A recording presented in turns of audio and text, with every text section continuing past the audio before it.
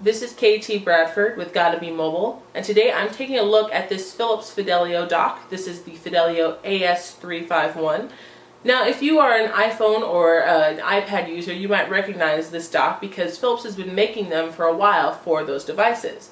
But now the company is trying to woo Android users. So they made a dock that works with Android phones, and not just one specific Android phone, but a whole range of Android phones. Pretty much almost any Android phone, because instead of docking, hardware-wise, it's connecting via Bluetooth, but it still has the docking connector on it, and it's very versatile and super useful. And so I wanted to just give you a little taste of it to show you why I think actually this belongs on your holiday list. Whether you are shopping for yourself or you are shopping for somebody who has an Android phone and who loves music, I think this dock is actually pretty cool.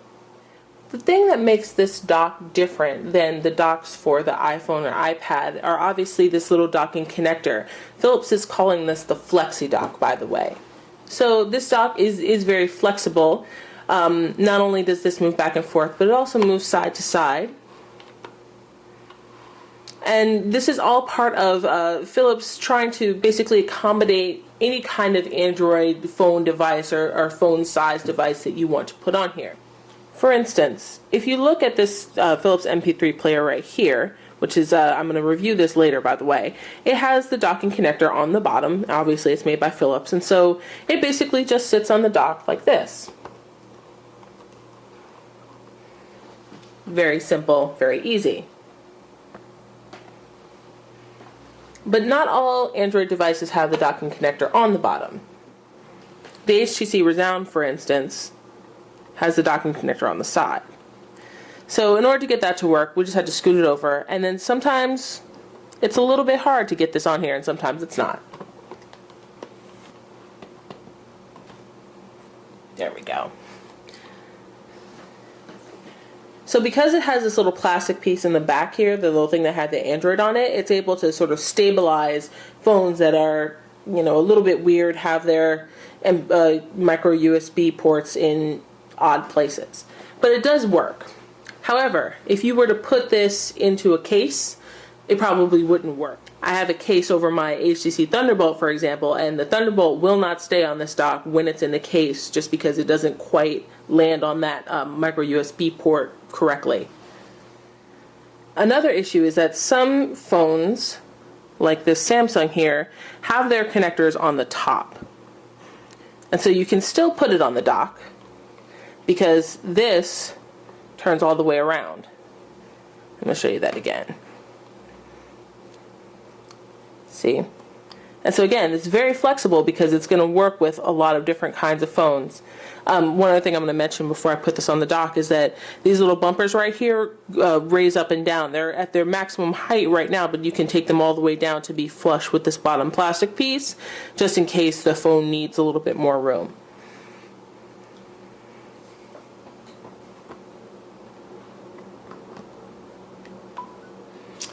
So now, as you can see, we're in the Philips Fidelio app right now, and this app is free on the market. Going to talk about that in a sec. And when it's in the dock with this app, even though the phone is upside down, as you can see, everything is upside, like the orientation has turned all the way around. That's only if you're in the Philips app. Let's just open some other music app. As you can see, Android doesn't really like being all the way upside down. So even if you try to play a song, it either goes sideways or does weird things. So it's not going to work in every app. I do like the fact that in the Fidelio app tells Android to just turn a whole 180 degrees, but I don't necessarily want to use the Fidelio app to play all my music. Let's just run through some of the pretty basic functions of the dock. So as I said, it connects to devices via Bluetooth, and right now it's connected to this Philips MP3 player, but it will connect to any Android device that has Bluetooth on it. You can also download the app that goes with it, which I'm going to show you in a second, but the app is not necessary. Essentially, this is a Bluetooth speaker. You don't have to connect your device to the micro USB in order to make this work. It does sort of activate it on some phones, but you can just have the phone sitting somewhere, sitting by your bedside, and just have it connected up to this device. So I just wanted to give you a little sample of the sound quality. Let's do some Lady Gaga.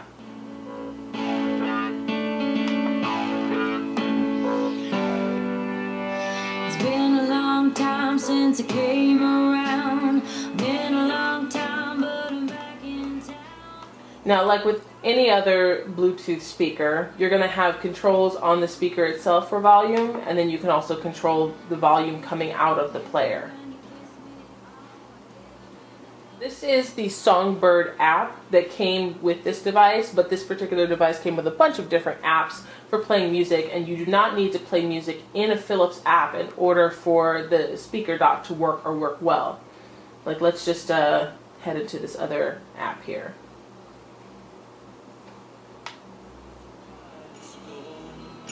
Now she gets her kicks in Stepney, not in Knightsbridge anymore.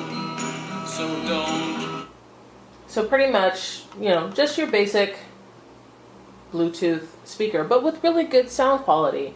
You know, having it turned all the way up there, I'm able to, you know, fill a fairly, you know, good sized bedroom or a medium sized living room with sound. You know, this would make a really nice addition to maybe a dorm or a small apartment, even, you know, houses if you're just, you know, having it in your bedroom. If you want to set it in your living room and have it be your sound system in your living room, you might want to get something that's a little bit bigger so you can get some more volume, some more power out of it. But as you can tell, you know, it had some pretty good bass on it. It has a nice round sound. I really do like that. As I mentioned before, there is a free Philips Fidelio app for Android that you can find in the market. And so I've already downloaded this app to this phone. And it is a pretty basic app. It does have some nice functionality in terms of giving you the time, giving you the weather. It will also, you know, act as an alarm clock. You can play the radio on it, and it hooks up with Songbird here, which you also have to download, but those are both free. And then it also manages the connection to the Philips speaker. So when you first bring it up, you can tell it, you know, look for Philips devices, and it will seek out any Philips devices in the area and connect to them. And then once you turn Bluetooth on, then it will automatically find that device again and connect to it. All right, so Bluetooth is on. Fidelio is connecting. And there we go. So again, with this Samsung, you know, if I were to turn this upside down, you know, the whole app is going to turn upside down with it eventually. There we go. But I don't want to play my songs in Songbird because I prefer my other apps. I use Google Music, as a matter of fact. So again, this is a bit of a problem when you have it sitting on the dock on the connector, because Google Music is not going to turn 180 degrees. But the sound is really nice.